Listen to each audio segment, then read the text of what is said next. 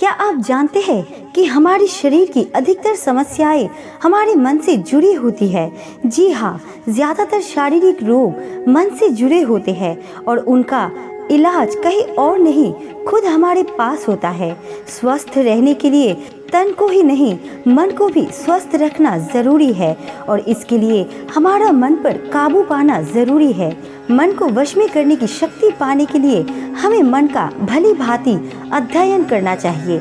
चंचल मन को संयत करके उसे विषयों से सीखना होगा और उसे एक विचार पर केंद्रित करना होगा। अब सोचने की बात यह है कि ये वश में कैसे हो। तो चलिए आज इस वीडियो के माध्यम से हम जानते हैं कि मन को नियंत्रित कैसे करें और मन को कैसे जीते। अगर आप भी अपने मन को वश में करना चाहते हैं तो इस वीडियो को अंत तक जरूर देखिएगा। दोस्तों, स्वागत है आप सभी का हमारे ज्ञान तिलक चैनल में। वीडियो को शुरू करने से पहले हमारे चैनल को सब्सक्राइब जरूर कर ले ताकि आपको ऐसी वीडियो मिलते रहे।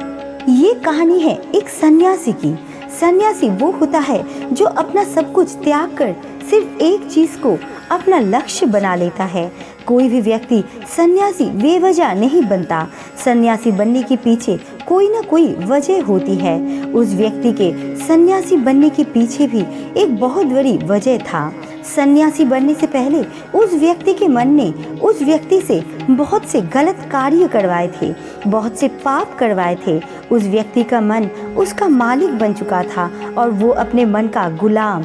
जीवन के हर सुख, आराम, ऐश्वर्य प्राप्ति करने के बाद भी उस व्यक्ति के मन में अत्यंत गहरी पीड़ा थी और यही मानसिक पीड़ा उसे सन्यासी बना देती है। सन्यासी बनने के बाद वो व्यक्ति सांसारिक दुनिया से दूर हो जाता है, जंगल में रहने चला जाता है, ध्यान करता है, तरह तरह की साधनाएं और अभ्यास करता है, भिक्षा मांगकर भोजन करता है, एकांत और मौन का अभ्यास करता है। लेकिन फिर भी उस व्यक्ति का मन शांत नहीं होता। वो अंदर से बेचैन और परेशान ही रहता है। यहाँ एक बात समझने वाली है कि ध्यान या किसी भी साधना का जो शुरुआती बिंदु है उसकी शुरुआत तभी की जा सकती है जब हमारा मन शांत हो, जब हमारा मन हमारी सुनता हो। लेकिन उस सन्यासी का मन ना तो शांत था और ना ही उसकी सुन रहा था। उस सन्यासी के मन में ये बात गहराई से बैठती जा रही थी कि मन को वश में करना, मन पर काबू पाना असंभव है। लेकिन फिर एक दिन उस सन्यासी को एक व्यक्ति मिल जाता है जो ना तो कोई साधु सन्यासी होता है और ना ही कोई बुद्धिमान व्यक्ति। वो तो बस एक साधारण सा चरवाहा था जो जंगल में अपनी भेड़ों को चरा रहा था। वो चरवाहा उस सन्यासी के पास आकर उससे पूछता है, क्या मैं तुम्हारी कुछ मदद कर सकता हूँ? तुम बहुत परेशान लग रहे हो। मैं तुम्हें पिछले कई दिनों से देख रहा हूँ। तुम बहुत बेचैन रहते हो। अगर तुम चाहो तो मैं तुम्हारी सहायता कर सकता हूँ। चरवाहे की बात सुन सन्यासी कहता है, भला तुम मेरी क्या मदद कर सकते हो? तुम तो एक संसारी हो जो अपनी मोह माया में लिप्त रहता है। ये सुनकर चरवाहा उस सन्यासी से कहता है, मैं तुम्हारी मदद कर सकता हूँ। मैं मन को वश में करना जानता हूँ। सन्यासी चरवाहे के मुंह से ये बात सुन जोर से हंसता है और कहता है, क्या कहा तुमने? तुम मन को वश में करना जानती हो? मैंने अपना सब कुछ त्याग दिया, आकर जंगल में रहने लगा, तब भी मैं अपने इस मन का गुलाम हूँ और तुम कह रहे हो कि तुम इसे वश में कर सकते हो। वो चरवाहा कहता है, मन को वश में करने के लिए सभी वस्तुओं का त्याग करना आवश्यक नहीं है और ना ही जंगल में आकर रहना जरूरी है। बस एक चीज है जिसे छोड़ना सबसे जरूरी है। वो सन्यासी उस चरवाहे से पूछता है, और वो एक चीज क्या है? वो चरवाहा सन्यासी से कहता है, वो एक चीज है गलत जानकारी।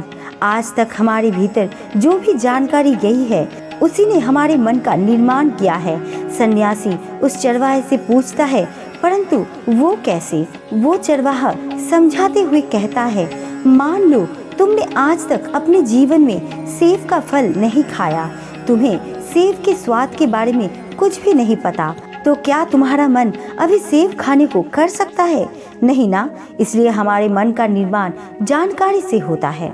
वो सन्यासी उस चरवाहे की बात से प्रभावित हो जाता है और उसे कहता है, क्या आप इस बारे में कुछ और विस्तार से समझा सकते हैं?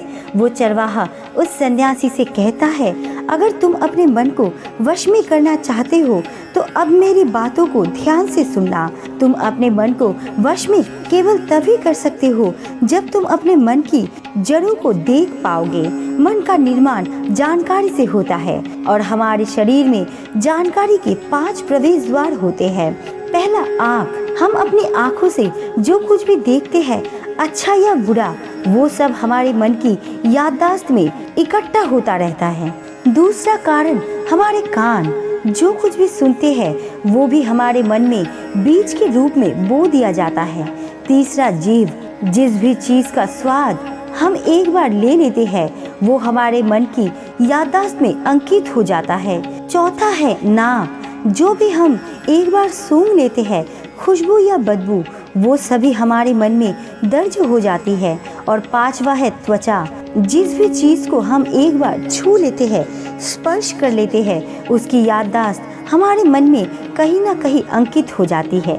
इन 5 शारीरिक दरवाजों से जो भी जानकारी हमारे अंदर जाती है वो जानकारी बीजों के रूप में जमा हो जाती है और धीरे धीरे वृक्ष बनती है। हमारा मन मिट्टी की तरह है जिसमें बीज बोए जाते हैं और हमारी बुद्धि बीज बोने वाले किसान की तरह है। अगर हमारी बुद्धि गलत जानकारी के बीजों को सही जानकारी के बीज समझकर बो देगी तो जब भविष्य में वो बीज वृक्ष बनेगा तो वो खराब फल ही देगा।